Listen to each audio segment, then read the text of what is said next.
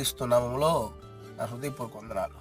ప్రియమైన దేవుని వారలారా, గలతీయులకు రాసిన పత్రిక 5వ అధ్యాయం 22వ వచనంలో ఆత్మఫలం ఏమనగా ప్రేమ, సంతోషము, సమాధానము, దీర్ఘశాంతము, దయాలత్వము, మంచితనము, విశ్వాసము, సాత్వికము, ఆశానిగ్రహము అనేటువంటి ఈ 9 ఆత్మఫలాలు.